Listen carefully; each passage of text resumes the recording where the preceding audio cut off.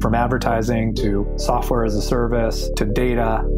Across all of our programs and clients, we've seen a 55 to 65% open rate. Getting brands authentically integrated into content performs better than TV advertising.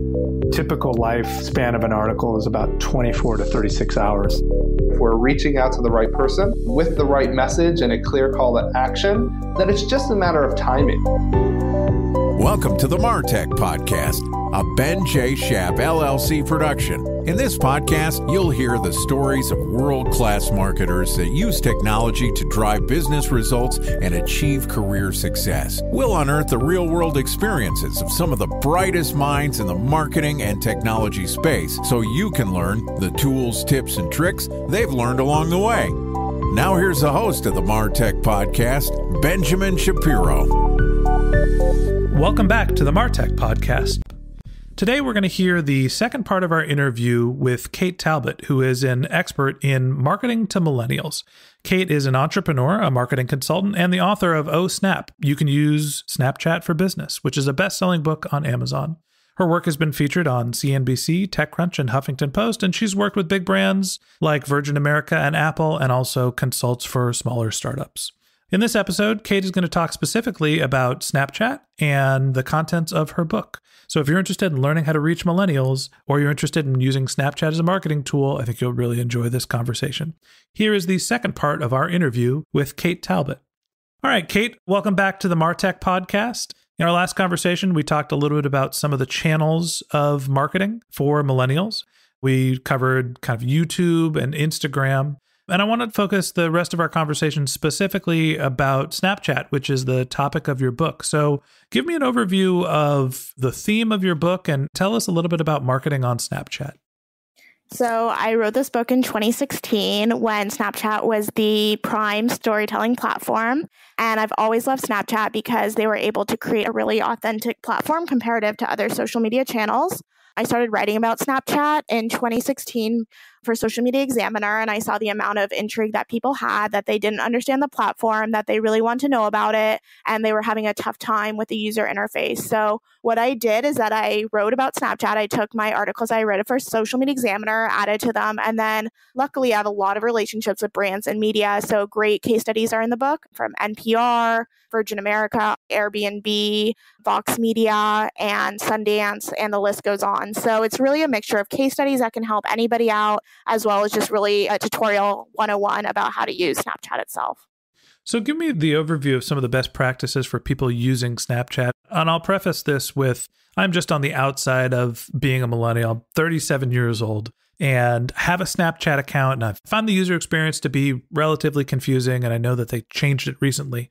Tell me a little bit about some of the best practices for using Snapchat as a marketing tool. So, of course, Snapchat is super authentic, and what it has that is really exciting is all the lenses, and I think that that's really where they're able to shine. So what you can do is humanize your brand, and I think that's what Snapchat really does, whether you're a B2C company or a B2B. So what you could do, for example, is interview a product designer or interview a C-level executive and give them a filter, give them a flower crown. Yeah, it might feel a little silly to them, but it's really authentic to the platform, and it really creates a way to engage one-to-one with your community. Another best practice, if you're telling a story, and I love this one from NPR, is always include the text, because a lot of people are watching these stories while they're traveling. So make sure that you include text if there's video. And now what's really neat is that you can swipe up. So I'd always include, especially for marketers, always be thinking about conversions, have a swipe up feature, and include a website for people to learn more. So best practices is always about utilizing the platform itself, making sure that it's accessible to people and they're really understanding the content, as well as then driving them to a sales channel where they can learn more about what your product is. Do you see Snapchat being used as an effective tool for customer acquisition? Is it for branding? Is it for retention? How are big brands effectively using Snapchat? I would definitely say brand awareness is the main one, because you're really creating those one-to-one relationships with your customers. What I think is really neat too is that people will chat and create relationships with brands really easily, and the social media managers will reply. So I think that's somewhere that Snapchat really excels with, is creating these story relationships that are about brand awareness, but then that customer relationship gets really strong because of the chat feature. So it's a really great way of connecting with the customer itself. And I think that brand awareness and customer loyalty is really where it shines. There's been a trend in social media for, I guess, Facebook really specifically, to copy some of the features that Snapchat had created originally, specifically stories, lenses, filters. Those are things that now seem to be available on multiple social networks. So how is Snapchat different from a marketing perspective than some of the other channels that are out there like Instagram, Facebook, and Twitter?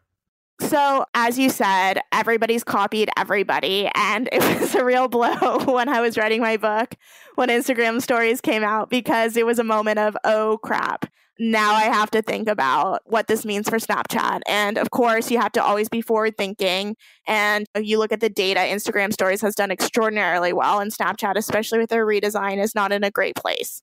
However, that being said, I have a lot of faith in Snapchat because I think they're very product focused and they'll be thinking of the next thing. And I think the way that they're doing augmented reality and using the Lens Studio, where you can create your own augmented reality itself within it, is really exciting. And yes, everybody has the same product features. Everybody's using ephemeral content to tell stories, but the future of Snapchat is bright, I do think. And I am hopeful that they'll come out with new products that will keep people on the platform itself. You said something interesting, ephemeral content. What do you mean by that? So ephemeral content to me is, and this is what Snapchat was originally, is that you create content and it disappears. And I think that that was so exciting because before then, everything was on your grid and curated and perfect. And when you create ephemeral content, it goes away. And of course, now you can save it. But in general, ephemeral content is all about being your authentic self, sharing your story in 10 seconds or less and having it disappear. And I think this is a new form of storytelling that's really intrinsic to millennials and how they're going about their day, because they're constantly capturing content wherever they are and on the go, and not only sharing it to their story, but sharing it with their friends one-to-one. Why is that type of content so interesting to millennials? So there's a quote that I love from Business Insider, and it said, if you're my true friend, you get an ugly selfie. So I think we grew up being digital natives and having these perfect photos and trying to be the perfect student or the great employee and not writing the wrong tweet and not doing that stuff. So we always wanted like a place to just express ourselves. And with Snapchat, it was the best place to express yourself, whether you put on a lens or you scribbled, and it just went away. And it wasn't something that was staying there that future employers could see or your mom could find on Facebook. It was what you could share with your friends, and it was your authentic self. And I think that society was really craving that kind of creative expression. Interesting. And how are the audiences different between the multiple social networks, between Twitter, Facebook, Instagram, and Snapchat? Well, Snapchat, you're obviously going to get more the Gen Z audience because they love streaks. Streaks are when you go back and forth with friends, and Snapchat streaks are super important. As I managed YouTube and Instagram influencers last summer who are still in college, I learned that they will make sure that they'll never lose a streak. Even if they travel internationally, they'll get a plan just to make sure that they don't lose their streak. So Snapchat is still really, really important in that Gen Z audience. Instagram, you're going to get more of the celebrities, the influencers, the older millennials. Facebook, obviously, everybody's on it, but it skews towards 35 to 55. And then Twitter is everybody who wants to read about political news all the time and probably should put their Twitter feed down, but we can't stop looking at it. I'll stay away from the Twitter and the political conversation. You mentioned streaks. Sorry, what is a streak again? So what you do is you snap back and forth with your best friends, your boyfriend or your girlfriend or whatnot, and you're taking a photo and you're sending it to them. And you get a different kind of notification in Snapchat that's next to your name, whether it's a fire or a sunglass emoji, and they all mean different things. And you want to have a streak with your best friend because everybody sees who you're having streaks with through your chat feature. So it's this whole complicated social network within Snapchat. It's very intrinsic to the idea of, high school cliques, high school drama, and that's why Gen Z really loves it. So streaks are important for Snapchat in terms of it's a way for people to show that they are having an active relationship with someone else. Is there a way for brands to take advantage of that?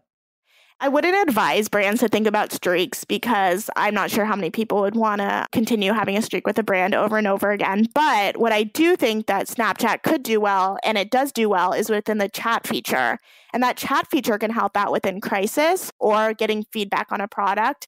And what's great is that you could do group video chats. You could do batch 15 of your favorite customers, give them exclusive content, and then chat one-to-one. So you could really think about, kind of similar to mail, when you do email marketing, doing segmentation, you can do that within Snapchat as well and create different groups of people who are following your content and give them exclusivity or build those relationships. So there's a way to really keep that chat one-to-one, but do it in a more marketing professional type of manner. So tell me a little bit more about how are you leveraging the multiple different social networks and what direction are you heading in your career? So I have always loved Snapchat, but I am really focused on Instagram stories right now just because that's where my audience is, having more older millennials. So I want to make sure that they're watching my content. As a solo entrepreneur, I obviously want to be on every single content channel. You know, I'm a social media content marketing freelance writer and whatnot. So obviously using Twitter to engage with prospects, journalists, engaging in conversations. And then LinkedIn right now is such a huge place for content and just making sure that I'm always posting articles that I've written, posting articles that I find interesting, and then photos and videos there as well. So I'm obviously, of course, on all the social media platforms and making sure that I'm top of mind so that when people think who they want for a marketing consultant, then they have obviously seen my Instagram stories for the last month or my content on LinkedIn and they'll think of me. Before we wrap up, any advice for people that are just starting? Obviously, you work very closely with a lot of millennials or you're targeting them often. What advice do you have for people that are early in their career and how can they leverage the channels? What tips can you give to people that are younger than you starting their marketing career?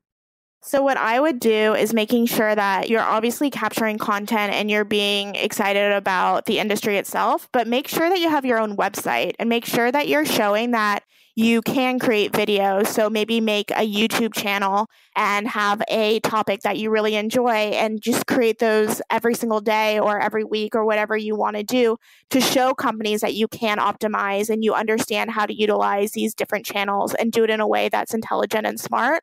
And then also on your website, show that you can write blog content, long form, short form, and also just making sure that you are on top of photography as well as how to create stories themselves, because a lot of these brands need a really scrappy small team. So if you can know every single aspect of the social media role, that is awesome. And then just making sure that you're proving to the outside world, if people Google you or they look on your LinkedIn or they're looking at your website, that you know what you're doing and you're confident in your abilities.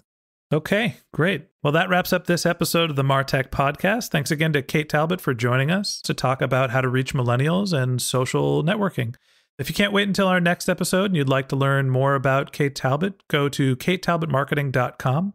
A special thanks to our sponsor, Searchmetrics. If you're looking to grow your online presence, go to searchmetrics.com to request your free tour of their platform. If you'd like to read the transcript of this podcast, we've published it on our website, martechpod.com. And if you're already a subscriber, thank you very much. We want you to feel like a member of our community. If you ever have any questions, you could reach us at podcast@benjshap.com, or you can find us on Twitter, Instagram, Facebook. Our handle is benjshap LLC. If you haven't already subscribed and you want a weekly stream of marketing and technology knowledge in your podcast feed, we've got some great episodes coming up. So if you're interested in hearing about topics like paid social advertising, growth hacking, B2B marketing, go ahead and hit that subscribe button in your podcast app. Okay, that's it for this time. But until our next episode, my advice is to just focus on keeping your customers happy.